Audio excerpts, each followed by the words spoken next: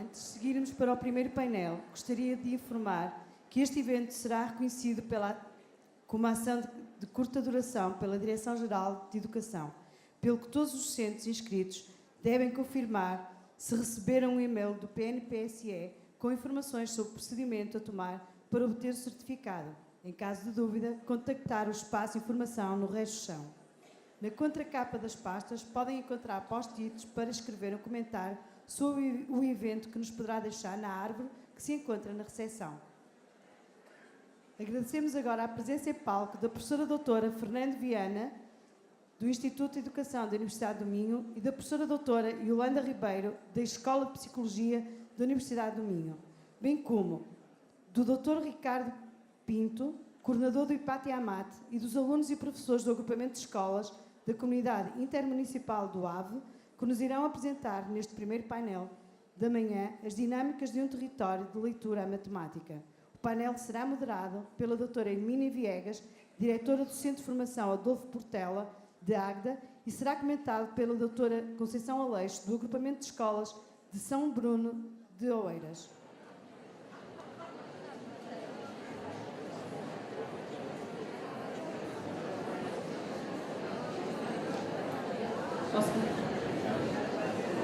Bom dia. Bom dia a todos. Saudações aos que cá estavam de Aveiro e principalmente aos que vêm de fora, de bem longe, até esta nossa belíssima cidade. Agradecemos, como tal, a vossa presença e vai valer a pena. O nosso primeiro painel vai durar, estava previsto uma hora, mas vamos tentar que seja menos de uma hora, uma vez que já estamos atrasados.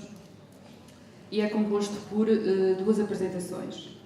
A primeira, da concepção à validação de um modelo integrado de intervenção na leitura, pela doutora Fernanda Viana, a senhora que está ali no meio, do Instituto de Educação da Universidade do Minho.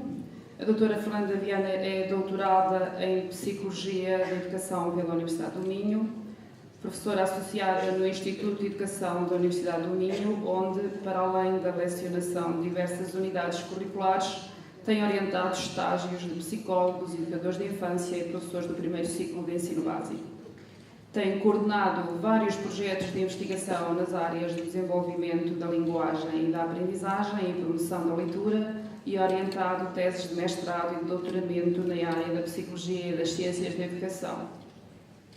É autora de vários livros, capítulos de livros e artigos científicos.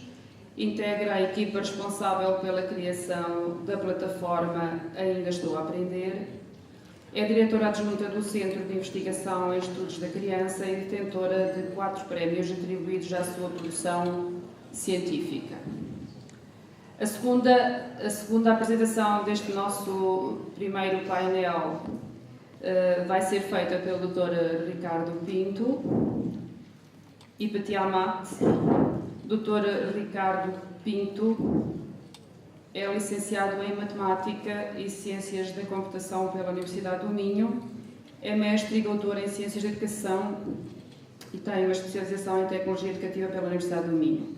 É professor de Matemática há 23 anos e formador na área da Matemática e da Tecnologia Educativa. Atualmente é o coordenador do projeto IPATI AMAT. Tem-se dedicado nos últimos anos à criação de recursos pedagógicos e, nomeadamente, à plataforma IPATI AMAT e à investigação. De seguida, depois das duas apresentações, teremos um breve comentário feito pela doutora Conceição Aleixo, do agrupamento de escolas São Bruno Caxias, em Oeiras.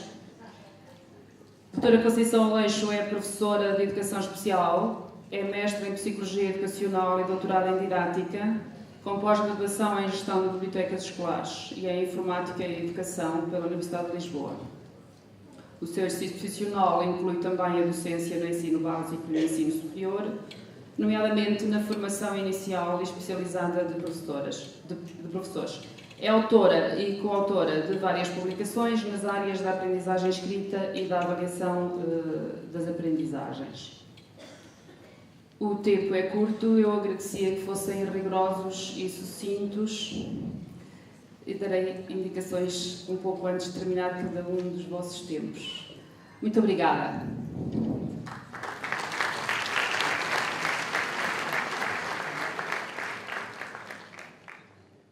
Então, muito bom dia. Eu vou, de facto, encurtar a minha comunicação a pedido da mesa. Queria só fazer aqui uma pequenina correção. Para quem me conhece sabe que eu não sou a Fernanda Leopoldina Viana. O meu nome é Yolanda Ribeiro. A Fernanda está ali na assistência, portanto, isto é uma comunicação conjunta feita por nós as duas, mas, de facto, sou eu que vou fazer esta apresentação hoje. Esta apresentação que nós trazemos aqui hoje, e, portanto, que é conjunta minha e da Fernanda, diria eu que é uma consequência da primeira comunicação que nós fizemos o ano passado no primeiro seminário do PNEPSE. Na altura, aquilo que nós discutimos as duas foi a questão da retenção no final do segundo ano e terminamos lançando um conjunto de questões que se nos afiguravam como críticas quando se procura pensar no modelo alternativo, digamos assim, a este modelo de retenção do segundo ano de escolaridade. E essas questões incluíam aquelas que vocês podem ver acolá e que eu vou apresentar brevemente. Quando é que devemos iniciar o processo de sinalização das crianças que apresentam dificuldades? Como se faz essa sinalização? Quem a faz? Quem avalia os alunos sinalizados? Onde? Como? Que respostas devem ser dadas? Quem dá essas respostas? Onde e como? Que competências e conhecimentos são necessários ao processo de sinalização, avaliação e intervenção? Como se pode articular uma intervenção individualizada com o trabalho com o grupo? Como monitorizar as aprendizagens dos alunos finalizados no primeiro ano e nos outros anos de escolaridade?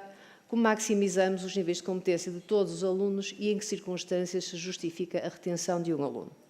Bom, nós deixamos as perguntas em jeito de conclusão e a equipa do professor José Verdasca colocou-nos o desafio de construir algumas respostas para estas mesmas perguntas. E, de facto, foi um desafio que a equipa da Universidade de Minho decidiu aceitar e, em boa verdade, é possível nós estarmos aqui hoje por esta articulação com o PNEPSE, mas também pela doutora Adelina Paula, vereadora da Câmara de Guimarães, que percebeu a complexidade e os desafios que isto colocava e aceitou financiar este projeto. Portanto, muito obrigada à professora Adelina Paula por este financiamento, sem o qual não seria possível eu estar hoje aqui, eu e a Fernanda, a fazermos esta comunicação. O nosso título tem a designação de integrado e eu queria muito brevemente explicar porque é que nós incluímos integrado. É integrado por 3 razões principais. Primeiro, porque este modelo tem que ser um modelo que tem que ocorrer em contexto de sala de aula. Segundo, porque quando adotamos uma concepção de avaliação neste âmbito, esta avaliação ela deve estar fortemente ligada à própria intervenção, ou seja, a avaliação e a monitorização devem permitir, de alguma forma, definir o que deve ser feito com os alunos e, por outro lado, monitorizar as suas aprendizagens. E, por último, é integrado porque há aqui, de facto, uma relação que é estabelecida entre os vários parceiros, isto é, a autarquia, a universidade e o agrupamento de escolas. Relativamente ao agrupamento no qual está a decorrer o projeto, este agrupamento em si mesmo não tem nada de que o distinga dos outros. A razão para o escolher teve a ver com algumas condições. Tinha que ser um agrupamento naturalmente do município de Guimarães, tinha que ser relativamente perto da Universidade do Minho. Era importante que o diretor, aliás, era fundamental que o diretor estivesse envolvido e implicado no processo e era também importante que nós tivéssemos alguém com o qual houvesse alguma experiência de trabalho. E estas 4 condições, digamos assim, definiram a escolha do agrupamento no qual o projeto está a decorrer. Bom, em termos de organização da resposta às perguntas que eu elenquei anteriormente, aquilo que nós adotamos foi um modelo multinível. Só muito brevemente eu gostaria de lembrar que este modelo normalmente comporta 3 ou mais níveis. Nós adotamos um modelo de 3 níveis. O nível 1, que inclui aquilo designado por ensino universal, o nível 2, as medidas seletivas, e o nível 3, as medidas adicionais.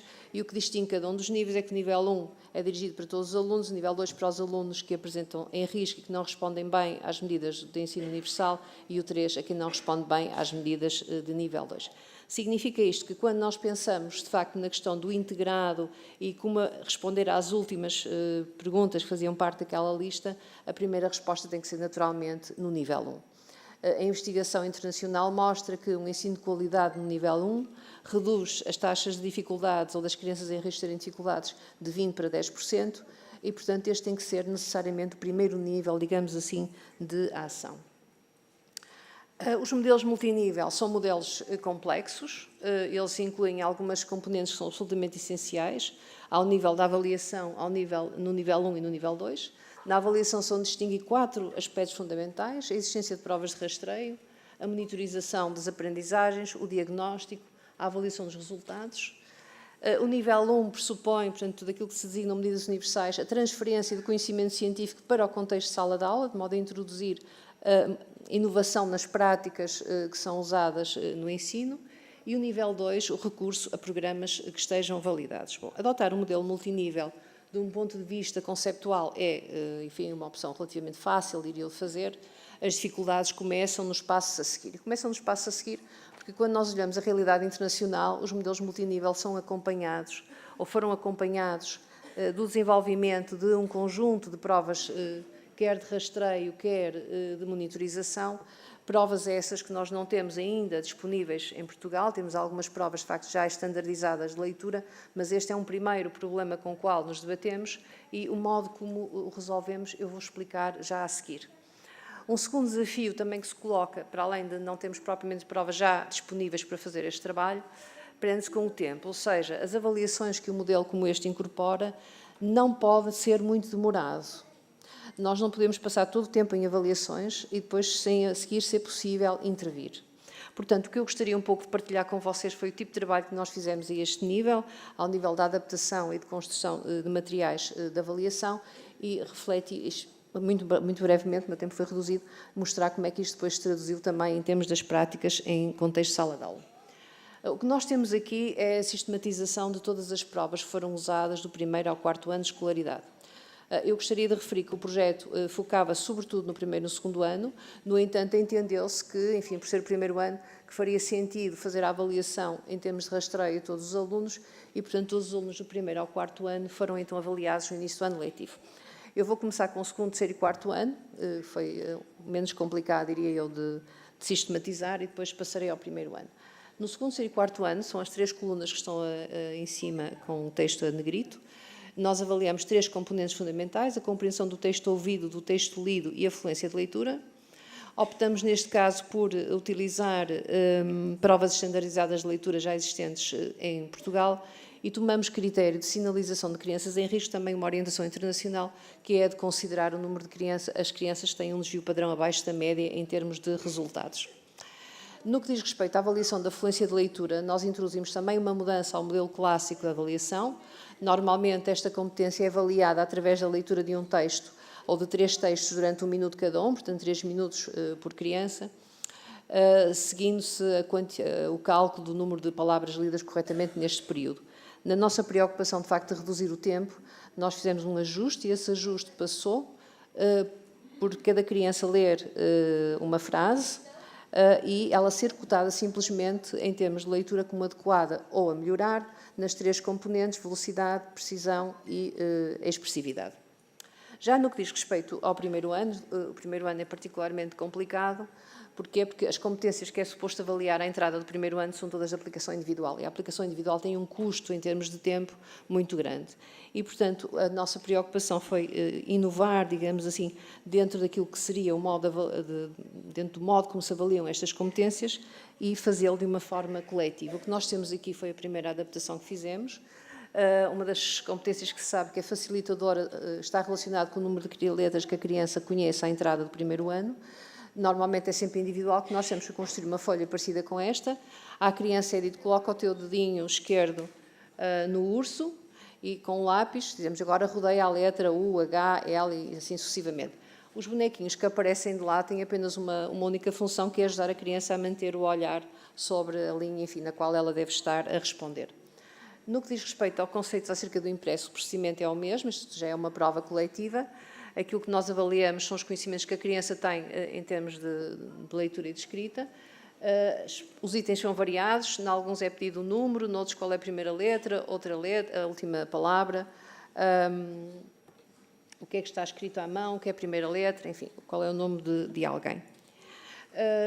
Na consciência fonológica fizemos exatamente o mesmo procedimento, portanto, no primeiro caso, como estão a ver, substituímos o boneco por quadrados de várias cores para não haver interferência entre o elemento que nós usávamos para a criança não se perder em termos de resposta e a seleção da imagem que ela deveria responder.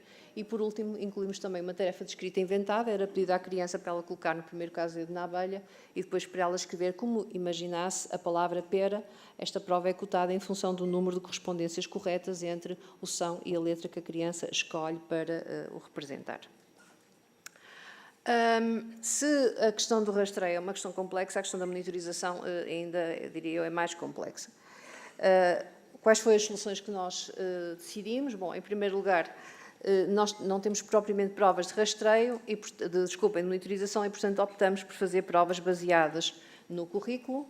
No que diz respeito ao primeiro ano, avaliamos competências de consciência fonológica, de conhecimento das regras de correspondência, grafema-fonema, fonema-grafema, leitura de palavras e escrita de palavras. Aquela sequência que vocês têm ali consiste no seguinte: se numa semana uma criança estava a aprender a letra P, esse era o objeto de avaliação.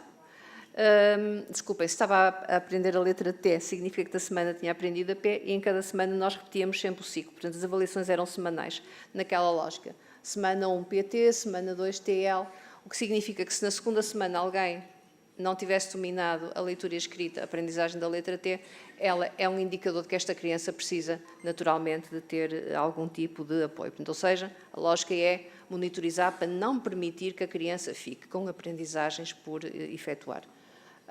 O primeiro ano, no início, nós tínhamos várias dimensões, avaliávamos as letras, as sílabas, em termos de leitura e de escrita, a consciência fonológica, a leitura de pseudopalavras ou de palavras. As pseudopalavras foram, sobretudo, numa fase inicial, quando o número de palavras conhecidas era relativamente curta. Assim que as crianças foi possível usar palavras, deixamos cair a opção pelas pseudopalavras. Estes jogos, à medida que o tempo foram passando, os primeiros foram eliminados, começava a ser muito tempo, e, portanto, passaram então a ser apenas o jogo 6 e 7, leitura e escrita de palavras e pseudopalavras. Portanto, isto era feito semanalmente e era feito pelos professores. No segundo ano, o modelo era, uma vez por mês. No primeiro ano havia também uma prova de avaliação da compreensão do texto lido. No segundo ano, a monitorização das aprendizagens foi feita nas 3 dimensões: fluência de leitura, compreensão do texto lido, compreensão do texto ouvido, e era também feito mensalmente. Bom, o que nós temos aqui, eu só tenho quase 1 minuto ou 2 para explicar este modelo complexo que aqui aparece. O que nós temos aqui são os vários períodos: rastreio universal no primeiro período, primeiro, segundo, terceiro e quarto ano. Estes resultados foram devolvidos aos professores assim que foram analisados, e de seguida foi discutido com professores se os resultados que nós tínhamos obtidos eram ou não congruentes com a sua avaliação, nomeadamente no que correspondia ao segundo, terceiro e quarto ano. No terceiro período foi efetuado follow-up. Neste momento os dados ainda estão a ser informatizados, e o nosso objetivo é, de facto, ver, enfim, qual é o nível a que as crianças estão no final agora de cada um dos anos de escolaridade. Como podem ver, no final do primeiro período, no primeiro ano, dentro das medidas seletivas, 3 crianças foram sinalizadas para o nível 3, naquilo que é vulgarmente designado por educação especial. Porquê? 2 meninos já vinham sinalizados da pré, uma menina verificou-se que o seu atraso era tão considerável que ela foi encaminhada para o Serviço de Psicologia e para a Educação Especial, e, portanto, ela passou então a ser integrada desde o início e desde essa altura, desde sensivelmente outubro, novembro, que ela está neste nível de intervenção.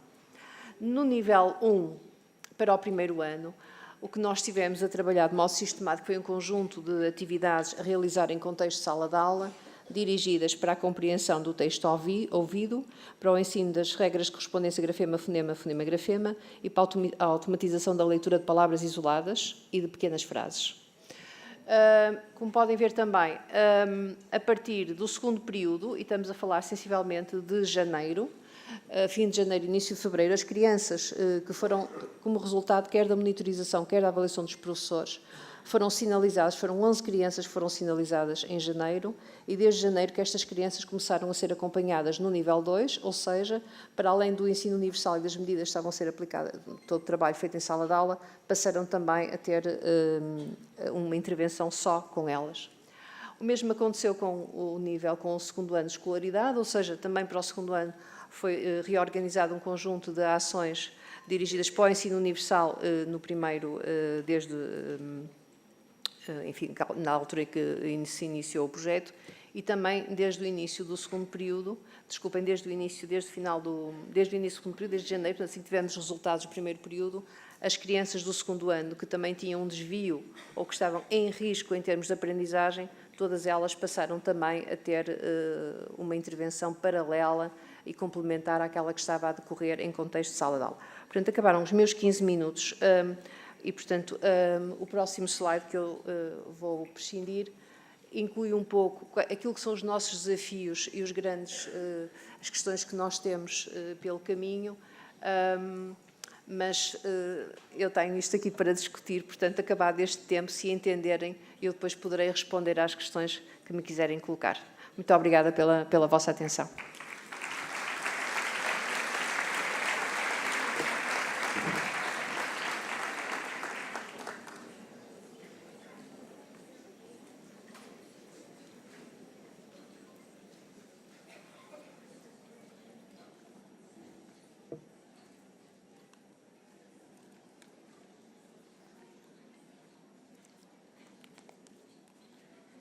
Ora, muito bom dia a todos e a todas. É com muito prazer que aqui estou. E estou aqui acompanhado da minha equipa quase toda. Acho que está toda. Mas antes gostaria de começar por agradecer o convite que nos foi endereçado, cumprimentando o Dr. Verdasca e a sua excelente equipa, que tenho também o prazer de conhecer. Gostaria igualmente de cumprimentar, apesar de não estarem já presentes, por muita pena minha, o Sr. Secretário de Estado da Educação, o Professor Dr. João Costa, o Vice-Presidente da Câmara Municipal, a quem também endereço os cumprimentos institucionais, o Dr. Jorge Ratola, todos os autarcas, vereadores e técnicos municipais, reconheço aqui alguns que me são muito próximos, estão aqui mesmo na linha da frente, todos os elementos das direções escolares, dos centros de formação, todos os professores e professoras, e cumprimento também igualmente as minhas colegas do painel e todos em geral.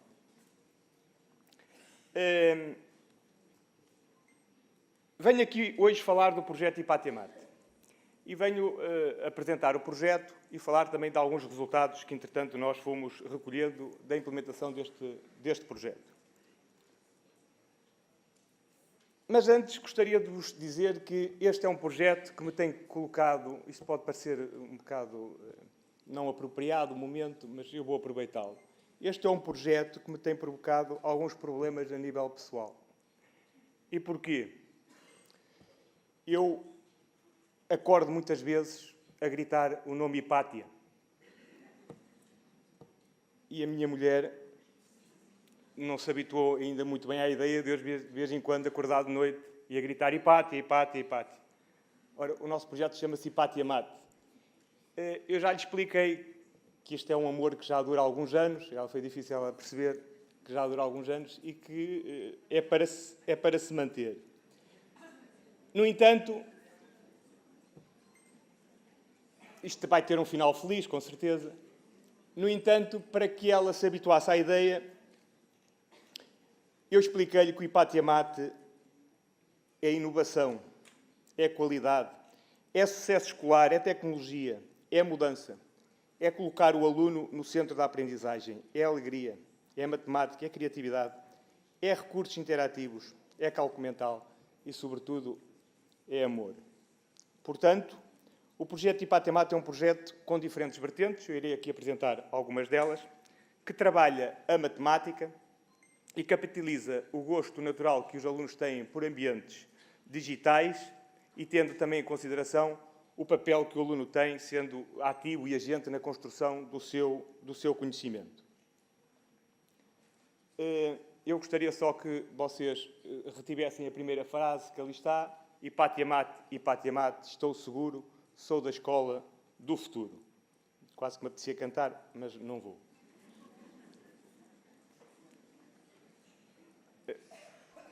Se pedirem muito, eu depois posso cantar. Porquê? Eu trago aqui alguns exemplos. Estão aqui 7 meninos. Como veem, estes meninos são do 2º ano de escolaridade. São meninos da área da intervenção da Cimo do Ave, no qual eu vou trazer um exemplo, que é a nossa intervenção na Cimo do Ave. E, como veem, a aprendizagem está a decorrer com os nossos recursos e eles até não estão a fazer muito barulho, pois não? E isto tem acontecido.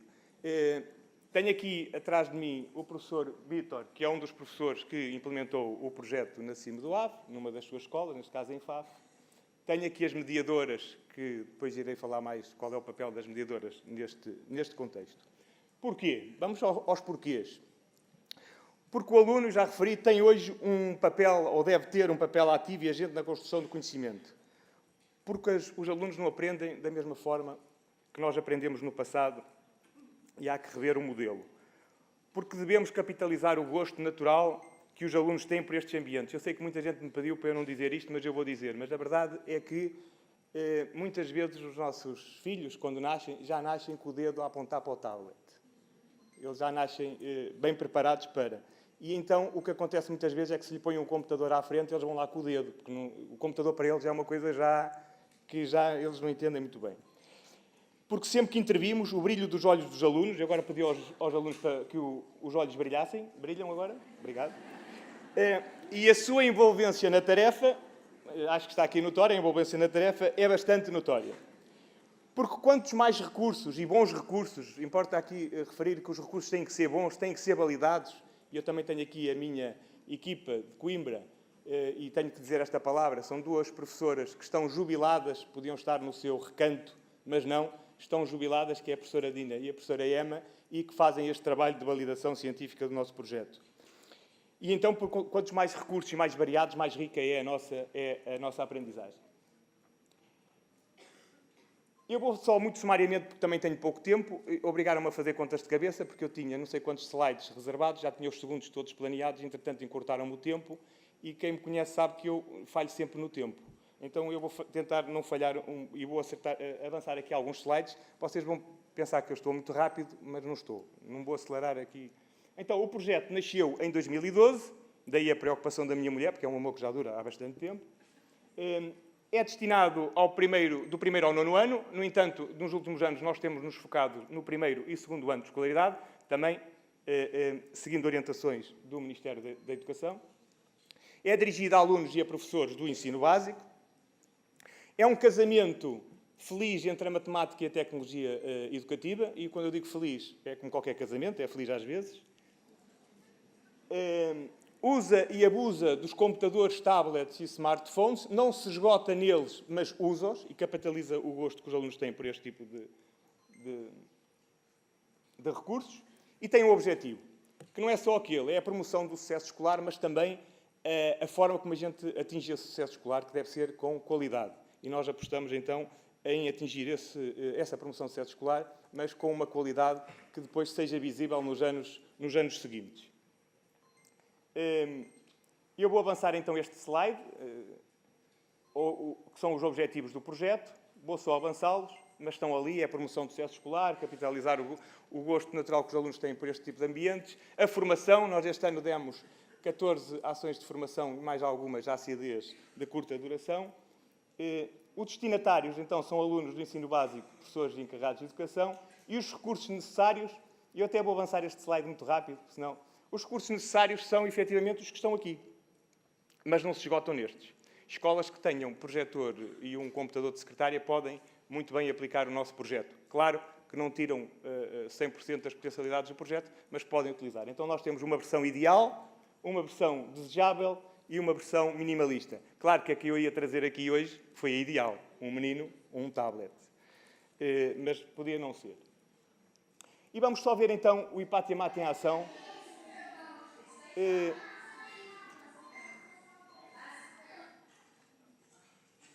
Eu vou avançar. Isto são algumas intervenções do projeto em contexto de sala de aula, que eu vou avançar.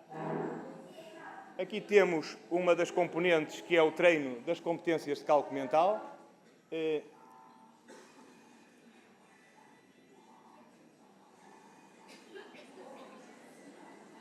Calma. Muitos perguntam-me se eu avancei o vídeo, se ele está em formato... Não, este miúdo joga assim, como estes dois miúdos que aqui estão, que é o campeão e o vice-campeão da CIM do Ave, que estão ali, que entretanto eu vou pedir para eles jogarem, porque eu estou um bocadinho em baixo hoje, porque ali o Tomás ganhou-me lá fora. Ao miúdo de 8 anos, ganhar-me, assim, não faz muito bem à minha autoestima. Mas eu já lhe pedi a desforra e eu penso que daqui a bocado ele vai dar a desforra e eu tenho a oportunidade de lhe ganhar. Aqui são algumas imagens sobre os diferentes campeonatos que nós temos.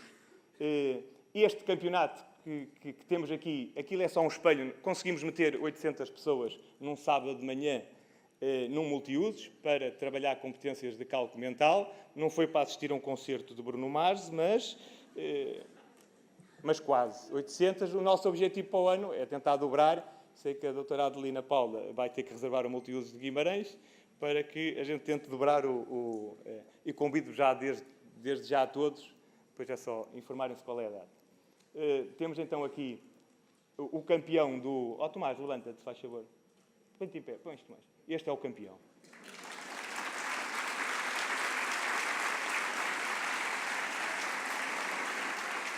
Frederico. Frederico. E este é o vice-campeão.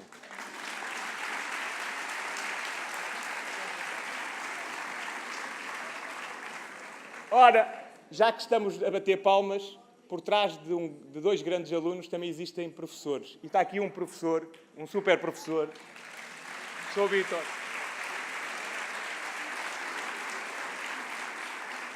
Então, eu vou avançar. Aqui, isto é intervenção, formação contínua. Aqui é com atores, por acaso, de alunos especiais, com Trissomia 21, é uma associação, porque também utilizam os nossos recursos para trabalhar com esses miúdos. Na formação inicial de professores, que já temos algumas intervenções, na intervenção com alunos, em colónias de férias, mais concretamente na Futurália 2018. Claro, não podia faltar ali o professor Marcelo, tinha que colocar ali... O professor Marcelo tem que estar. Ele é. E vou-vos então falar, muito rapidamente da nossa intervenção. É curioso que eu tinha posto aqui o contador do relógio e esqueci-me de carregar por isso perdi a noção. Não há problema, não sei, por isso ninguém vai acusar que eu não fiz, não é? Pronto, ok. Vamos então falar aqui de uma intervenção da CIM do Ave. O projeto na CIM do Ave. A CIM do Ave é constituída por 8 municípios: Vila Nova de Famalicão, Guimarães, Vizela, Faf, Póvoa de Lanhoso, Vieira do Minho, Cabeceiras de Basto e Mondinho de Basto. Nós intervimos nestes concelhos todos. Alguns pressupostos que já foram aqui elencados pelo Dr. João Costa, o Secretário de Estado, e que nortearam também estes projetos, aqui também do Plano Nacional de Promoção do Sucesso Escolar, que é, no segundo ano de escolaridade, apresenta uma taxa de retenção ou desistência na ordem dos 7%, existindo municípios dos quais nós intervimos em que esse valor era na ordem dos 10%. Porque consideramos que os primeiros anos de escolaridade são essenciais para a construção do conhecimento. Isto parece uma verdade da paliciana, mas tem que ser dita, e a intervenção tem que ser feita quanto mais cedo melhor, não é depois das coisas estarem mais avançadas. E depois aquilo que eu já refiro novamente, aproveitar o gosto natural que os alunos têm por este tipo de ambientes. E vocês estão a ver aqui um pequeno exemplo do que é trabalhar em contexto de sala de aula com recursos diferentes, mas com alunos preparados para o século XXI, que são estes. A nossa intervenção, então, no Ipatiamate, porque provavelmente vocês vão ver isto e não vão ter isto nas vossas escolas, é pena, mas nós temos, e podemos depois explicar como é que... Temos ali uma banca lá fora, explicar como. Nós temos, e estão aqui 9, mais uma aqui atrás, estão aqui as mediadoras. Nós temos 10 mediadoras. E esta ideia, que não foi minha, infelizmente, não foi minha, mas estão aqui os mentores, está aqui a doutora Adelina Paula e o Dr. Leonel. Esta ideia de acompanhar os professores num terreno, numa mudança de paradigma que é bastante radical, tendo em atenção que no primeiro ciclo nós temos um corpo docente já bastante envelhecido, o que traz alguns problemas. E não sei se repararam, as minhas mediadoras, eu vou-lhes chamar minhas, se não se importarem, são todas novinhas, por isso...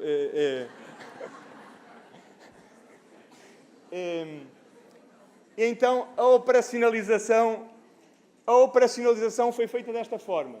Temos o Ipatiamate como o centro de recursos e da produção do conhecimento, temos os professores, temos as mediadoras e temos os nossos atores principais, que são os alunos que aqui estão. As mediadoras acompanham os alunos em contexto de sala de aula, apoiando também os professores. O IPAT e a MAT acompanha todos, da melhor forma que pode, mas suporta-se muito nas mediadoras. Isto seria muito difícil de implementar se não tivéssemos as mediadoras a irem à escola e a trazerem o know-how que trazem de lá e nos permitissem calibrar o modelo de implementação. E depois nós também, de vez em quando podemos, também vamos às escolas ver em direto. Os cursos de acima do hábito são importantes, os recursos.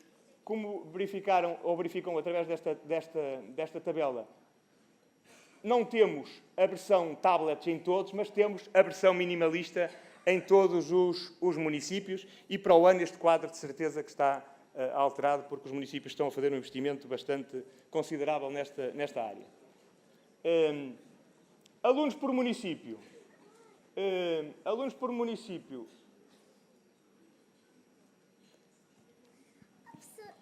Professor Ricardo, mas nós temos uma... Professor Ricardo, mas nós temos uma canção e um acróstico que explicam o que é o IPAT e a MAT. Então, se me permitem, vamos ouvir. Estão de acordo? Vamos então. E agora preciso dos microfones.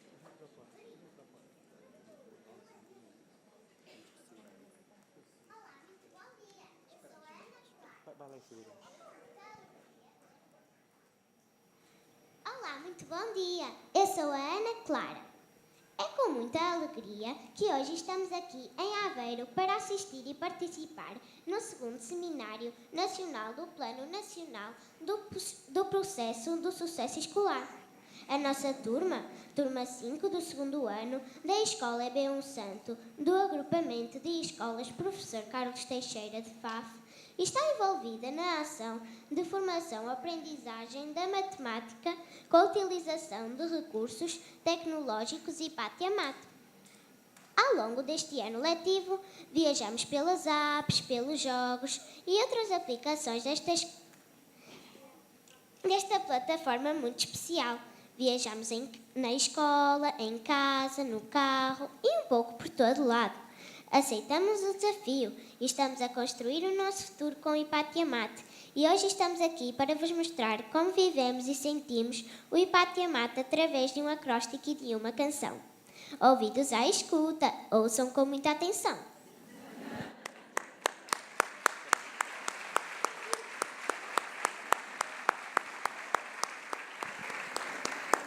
Acróstico IPAT e a MAT. Há uma plataforma especial para o primeiro ciclo. Yes, yes, yes. Sim, sim, sim. Plataforma IPAT e a MAT. A promover o prazer de fazer matemática. Terapia com experiências múltiplas e variadas. Ideal para melhorar a aprendizagem, a destreza, o rendimento e o sucesso escolar. Mais TIC hipermédia, na sala de aula e em casa. A escola e a família de mãos dadas com a tecnologia, todos com o IPAT e a MAT a construir o futuro.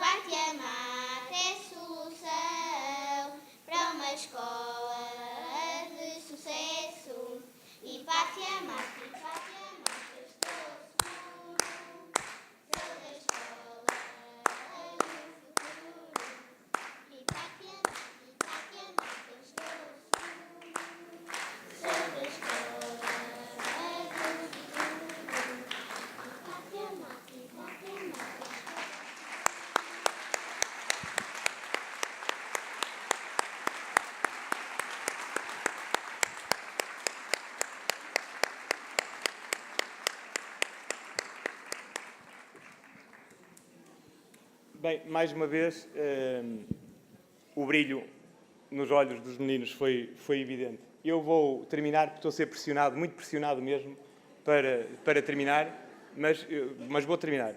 Vou passar este slide. Os professores envolvidos neste projeto acima do A foram 204, 87% dos quais eram do segundo ano de escolaridade.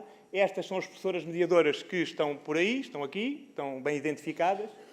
São as que acompanharam nos diferentes municípios, estão aqui identificadas. Estes são alguns exemplos de aplicações e este é o exemplo de uma aplicação, vou avançar muito rapidamente. Tenho aqui um exemplo no que diz respeito à promoção de competências de cálculo. Trouxe só um exemplo para verificarem a linha de corte em que temos a intervenção em que os miúdos, estes são miúdos do segundo ano, por isso trabalharam a adição e a subtração e mais tarde a multiplicação e depois combinam as 3 operações. E há aqui uma linha de corte que é quando eles iniciam, que é aquela linha amarela, depois a linha vermelha que está acima e quando se aproxima o campeonato verificam que todos eles, em termos de competências de cálculo, estão bastante acima daquilo que estavam inicialmente. Sei que é um trabalho que tem que ser bem promovido também pelo professor titular de turma, mas estas são as evidências e estamos a reunir numa investigação todos os resultados deste ano. Temos aqui um inquérito de satisfação. Eu vou só me concentrar na última pergunta que foi feita. Gostariam de continuar a trabalhar com a Hipatiamate no próximo ano letivo? E a resposta é redonda e os miúdos, isto centrado no inquérito de satisfação para os miúdos. Isto são algumas das frases que os miúdos escreveram relativamente ao inquérito. O meu muito obrigado. Gostaria só de dizer 2 coisas. Que a única maneira da escola mudar é se mudar a partir dos seus atores principais, nomeadamente os professores. E gostaria também de dizer o seguinte, de uma frase de um prémio Nobel, John Nash, que dizia que é nas misteriosas equações do amor que nós conseguimos encontrar muitas das soluções, muito do encorajamento e muito esse suporte é feito com a equipa que eu tenho, com a equipa não só profissional, mas com a equipa familiar. E é com esta mensagem de amor que eu termino. Muito obrigado.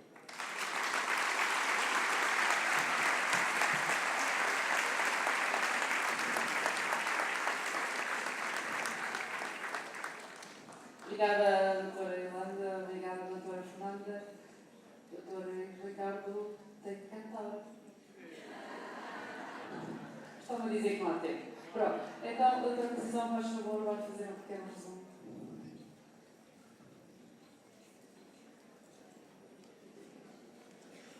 Ora, bom dia. Eu vou tentar ser mesmo breve.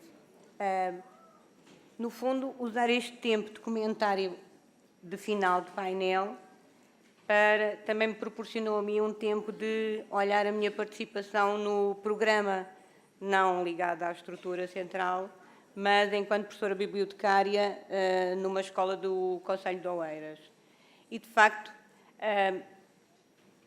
o Programa Nacional de Promoção do Sucesso Escolar começa com um lugar comum, uma ideia que todos partilhamos, a ideia da defesa do sucesso. Como o professor José Verdasca disse, que sentir que a escola, que o sucesso é a condição natural da escola, mas para isso, se calhar temos que começar a antecipar, como a Yolanda explicou bem, antecipar um bocadinho que para aprender é natural que aconteçam dificuldades. E então, o que é que eu tenho antecipado para dar resposta? Não é prevenir as dificuldades, é dar resposta às dificuldades naturais que todos nós podemos sentir num percurso de aprendizagem. E, ao mesmo tempo, este lado da plataforma, que eles tão bem nos mostram que deve ser interessante, é quando nós aprendemos, tudo bem, há que ter situações que nos motivam, que nos levam aos conteúdos, mas depois há um tempo de prática. E o que estes recursos digitais têm de fabuloso é que nos interessam o suficiente para cada um de nós permanecer o nosso tempo de que precisamos a praticar, a usar e a encontrar diferentes soluções que nos ajudam a aprender os conteúdos. E esse foi, no fundo, se calhar a tónica que diferencia o Programa Nacional de Promoção do Sucesso Escolar. É que parte de um lugar comum para fazer um percurso em comum, no fundo. Não é muito comum termos um painel que junta leitura, escrita e matemática. Pensem bem. Não é muito comum. Nós dizemos que está tudo ligado, mas depois arrumamos as coisinhas em gavetas diferentes. Aqui não. Aqui tivemos um painel em que se juntaram as preocupações com a leitura com as preocupações com a matemática, porque elas fazem parte do mesmo. Não é muito comum termos um encontro, nós que andamos todos a correr, e eu prometo que vou ser breve, em que a primeira coisa que fizemos juntos foi ouvir música. Se calhar era melhor, já que eles vão cantar no meio, e vão tocar no meio e vão tocar no fim, podia ficar tudo lá para o fim e depois quem quisesse ficar ouvia aquele pacotinho todo. Não. Mesmo com o acerto de horário necessário, nós parámos todos e desfrutámos daquela entrada fabulosa. Eu acho que essa é uma das tónicas deste programa, tentar valorizar aquilo a que damos mesmo importância. E, de facto, não é só defender a promoção do sucesso, é criar condições para que esse sucesso aconteça. E há pouquinho, antes de entrar, foi engraçado, porque aquela ligação que o professor Verdasca fez com um spot sobre o ensino do português, ou o conhecimento do português, não me ocorre agora o nome correto, que parecia de repente a despropósito, tem muito a ver até com esta paixão que o Ricardo diz que não consegue largar a ideia do projeto, que é quando nós estamos muito interessados naquilo que andamos a fazer, em todo o lado encontramos ligações. E há pouquinho, quando eu estava a tomar o café, que se calhar vamos todos tomar dentro em breve também, vi que no pacotinho do açúcar, se vocês virem, tem neste momento uma divulgação da rede do Património Mundial de Portugal. E percebi que há pacotes que falam de Sintra, outros do Porto, provavelmente de Aveiro. E eu que tenho andado às voltas com o património este ano, e vocês também, se calhar, pensei, é uma maneira interessante de fazer uma divulgação, e em quinta linha de pensamento pensei, depois hei de ver se esta rede tem uma página, se tem alguma informação. E, no fundo, aquilo que nos interessa tem esta capacidade de, em qualquer lado, sem ser aparentemente com grande relação, nos vir à ideia aquilo que nos anda a preocupar. E eu terminava um pouquinho com este desejo. Eu espero que este lado incomum do PN-PSE seja qualquer coisa que vá ficar no nosso património das escolas. Era muito bom que fizesse parte do património cultural das escolas este lado de que a promoção do sucesso passa por desarrumarmos algumas gavetas que separam algumas áreas disciplinares e por darmos espaço, mesmo que a nossa vida nos empurre para correr, para darmos espaço àquilo em que realmente acreditamos. Se calhar muito do poder trazer os alunos, também não é muito comum estar alguém a falar e ter aqui esta companhia tão patusca e tão distraída daquilo que nós estamos a fazer. Pronto. Obrigada.